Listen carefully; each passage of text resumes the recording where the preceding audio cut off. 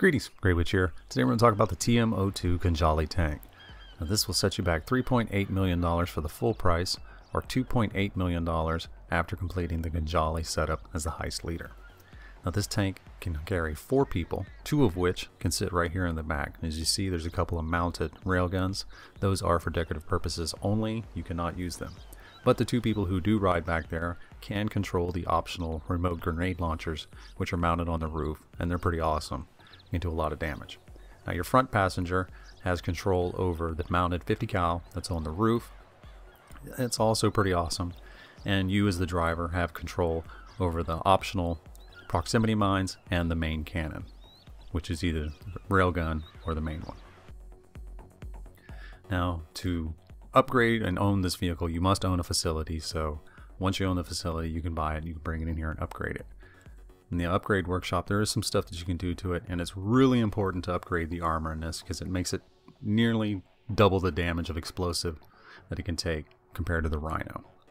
Now the proximity mines you have to unlock through research in your bunker, but they are $99,000. If you do have that research unlocked, they're well worth it. They are awesome to use.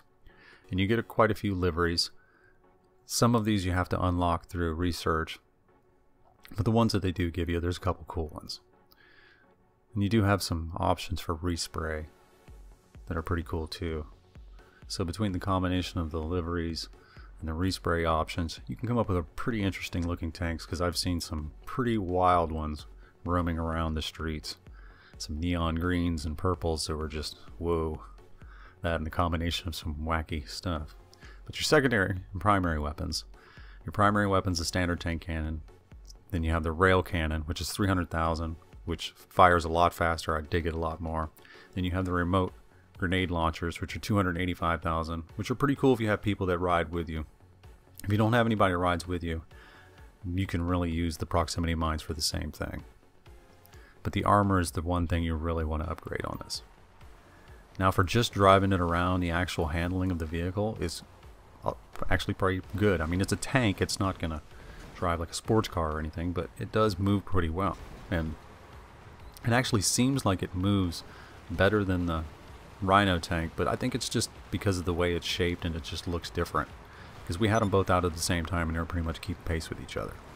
So I guess it's just really how it seems. Now, the railgun you need to charge by holding L1 and then you let go to fire it. And now, to me, this makes this a much more accurate weapon, because it gives you the time to charge it up and hold it right to where you want it, and then as soon as you let it go, it fires. It fires fast too. It's much faster than the other one. It's like as soon as you let go, whatever you pointed it at is destroyed. So it doesn't really have time to get out of the way. So I really dig this just for that point of it. I mean, $300,000 for a weapon like this is pretty good. Wonder why they won't give us the railgun to use for personal. But this thing is pretty awesome and I dig it a lot. Definitely caused some serious destruction. Now, the proximity mines, like I said, you need to have undone with research. But if you have somebody chasing you, or you just have a whole line of cops that are following you and stuff like that, these are great. You just L3, drops one of them on the road. You can have up to 5 at a time. Anything that's following you that runs it over is just destroyed. And they're worth their weight in gold because they've saved my butt a few times. It's definitely worth getting them. The machine gun that's on the top is a mounted 50 cal, and it's almost exactly like the one that's on the Insurgent pickup. The cool thing about it is you are completely enclosed. You don't have to worry about getting sniped while using it. And this thing does some damage.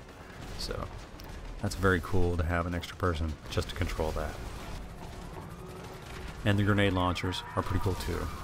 You only get 30 of them for each side, so that's 60 in total. But they're pretty awesome. If you got somebody chasing you or something like that, you can take out a lot of stuff. If you have this vehicle fully upgraded and fully occupied, it's a beast. It's going to destroy a lobby. And it's something I strongly recommend you doing. Alright, this is Grey Witch. See you next time. Peace!